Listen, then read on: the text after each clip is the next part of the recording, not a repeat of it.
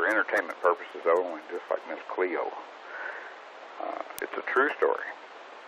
It's not to make me, obviously I don't come out too good in it, but accidental. It's just one of them things.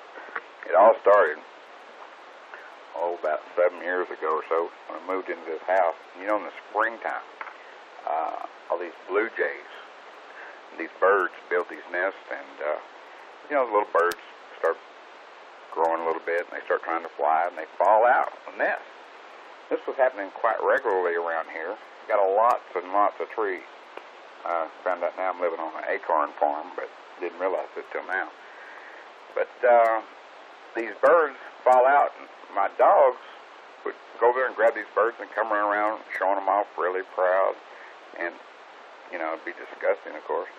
I said, I thought maybe they were bird dogs or something, but it wasn't. They were just taking the easy ones, I guess. And this went on several times.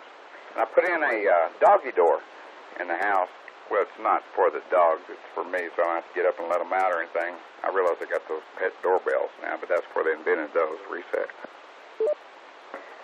KB5RKI. So, I was up on the radio, talking one night, pretty late. Probably didn't go to bed 3 or 4 o'clock in the morning, sleeping. And to explain to you a little bit, there's two houses. There's the front house. I quit calling it the big house. People got the wrong impression. And little house in the back, not like the kind of the prairie, but just a little apartment, kind of like a Cato Caitlin type of place, if OJ don't stay here. And that's the ham radio shack. And I got a doggy door in each one so the dogs can go in and out the wheel. In the front house, and people that have been over here can back me up on this, is very unusual. There's no windows except on my computer. And none across the front, none across either of the left or right side. And across the back, it's a lot of glass and one window. But what's interesting about the room is there's a cathedral ceiling. So it's low on one side where the bed is against the wall, and it's really high on the other side. And above the bed, there's a 16 square foot skylight. Where you can see, lay there in bed and look up, and lots of trees. So if you got that visual, reset. KB5RKI. There I am sleeping. Got this big water bed that sits up off the floor, I don't know, 2 feet, 3 feet, something like that, with drawers underneath. Big headboard with a mirror in the middle of the headboard. Had 3 dogs at the time, Beaver, Brownie, and Sugar.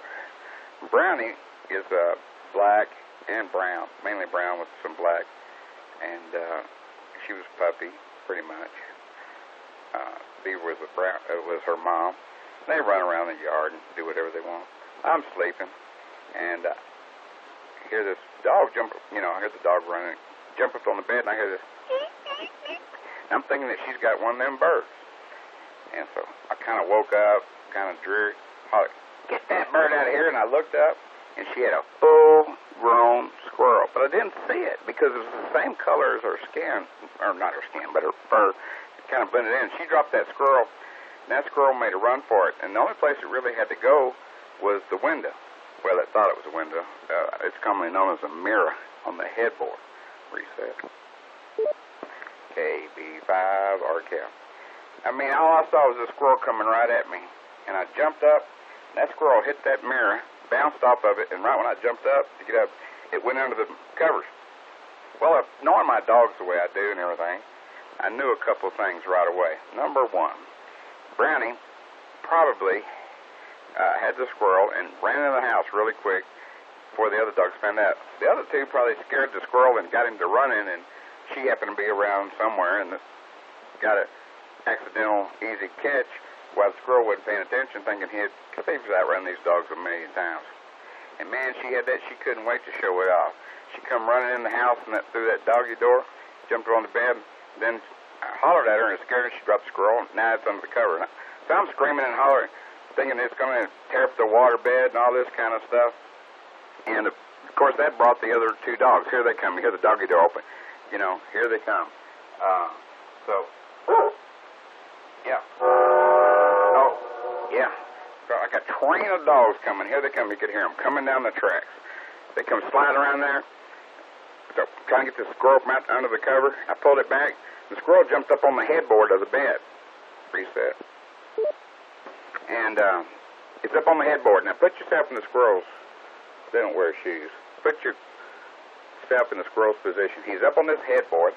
He's looking down.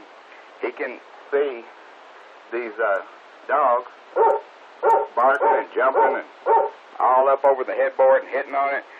And he's looking up. All he can see is the trees, looking through the skylight.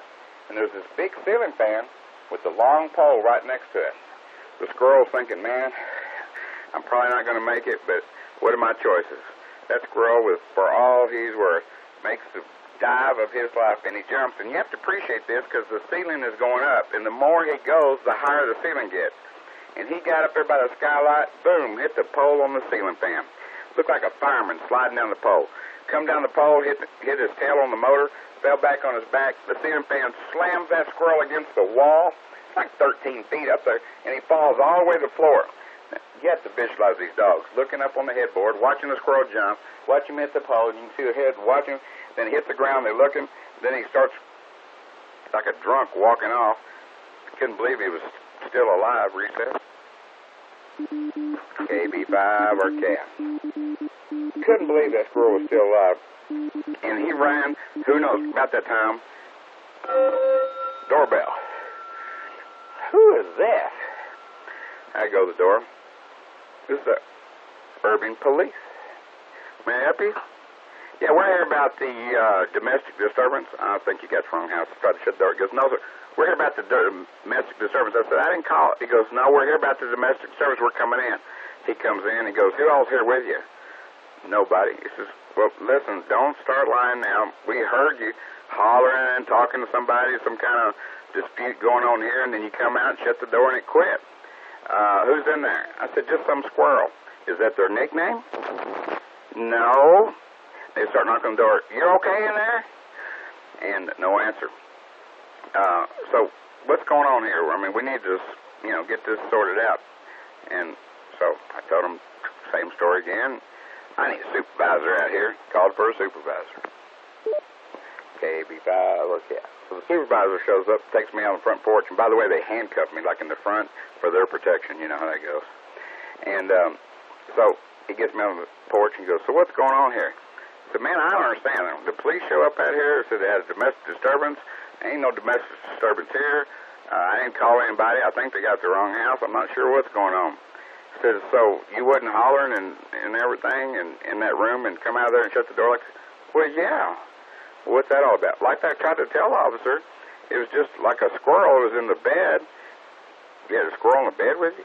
I said, look, man, I don't know what's going on. I'm trying to tell you. I'm telling you the truth. I don't know what else you want me to say to you. He said, you're telling me there's a squirrel in there. He said, well, we'll get to why a little later, but we're going to go in there and search, and they better be a squirrel in there. I said, go ahead. So they get their guns out, and they're hollering and everything. They kick the door open, ease in there, look around the room. And there's no windows, there's no closet, just a bed, a nightstand, and a chair. The dog's down on bed just wagging a tail. I said, it's clear, Sarge. No squirrel. They come out, put their guns back in. Has you got any weapons in here? I said, no, sir. They went in and looked around the bed and opened the... I'll never forget this. They opened the end of the bed where it goes right down the middle. There's this shot-off shotgun, nickel-plated with a pistol grip that I used to use when I was a bounty hunter, called it a street sweeper. And his lieutenant goes, looks like you threw this gun under here when we knocked on the door. I said, are you a detective? I said, why do you ask? I said, well, that gun's got dust all over it, and there's an imprint on the floor where the gun was laying, I forgot the thing was even under there. Reset. So he said, you come in here and find the squirrel then, Smarty. I said, look, he was in there when I come out a while ago. I was out here with y'all. So I'm looking around. There's not hardly any place. I'm thinking, man, the dog's, hey, what happened? Couldn't find the squirrel. Now, the officer, the sergeant guy, his back was to the headboard, and I was facing the headboard. And I'm talking to him. He said, well, you got some explaining to do. Now, I need the real truth. About that time, over there by the nightstand, I saw this tail come out from under the nightstand. I go, there he is. So he turned around and looked, and the tail was gone. He goes, and the other cop started laughing, and the sergeant goes, that ain't funny. I said, no, really, it was there, because I've had about enough of you.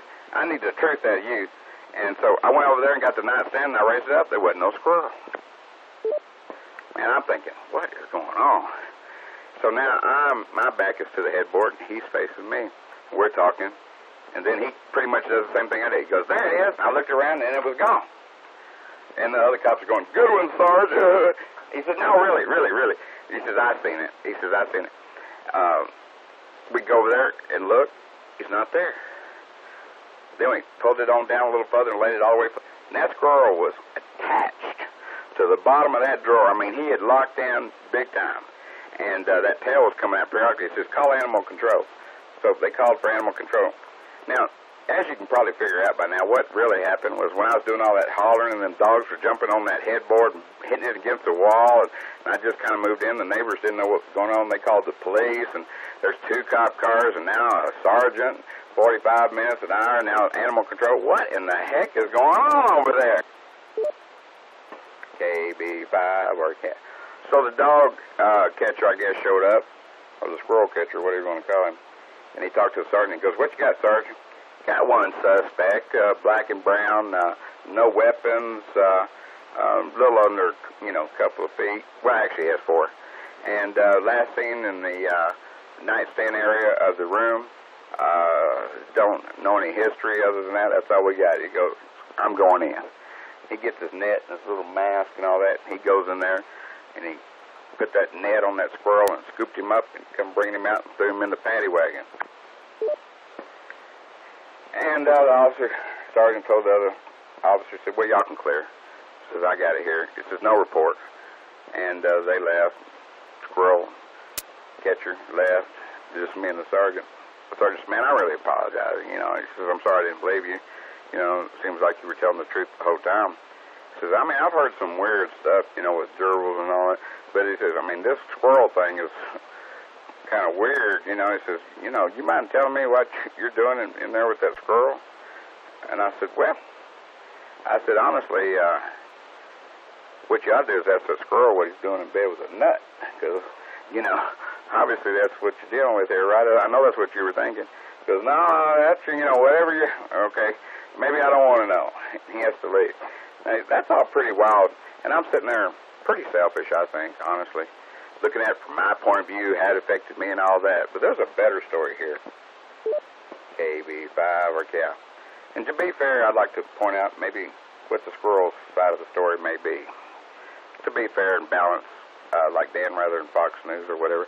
But here's a squirrel. He goes, man, I'm minding my own business. I'm going around, running up down these poles and everything. There's all these stupid dogs right here. I'm always around. Anyway, I got, careless, and I shake these 2 dogs off. I run right into the mouth of some young pup, never could catch anything. Man, these are some rich dogs. I'm telling you, they had the biggest doghouse you've ever seen in your life. As it goes through the doggy door, that must have been what the squirrel was thinking. He's already thinking he's had it. And doggone bird dog catches him. He was embarrassed, I'm sure. And imagines he probably takes him in there and sees old guy up in bed, grumpy old man, and he thinking he's bringing him in there. That must be the cook. He's been up all night drinking or something. And so the cook gets all mad, and the young one dropped me, and I made a run for it. And I hit this window, some kind of trick window, man. I bounced right off it. Next thing I know, it's total darkness.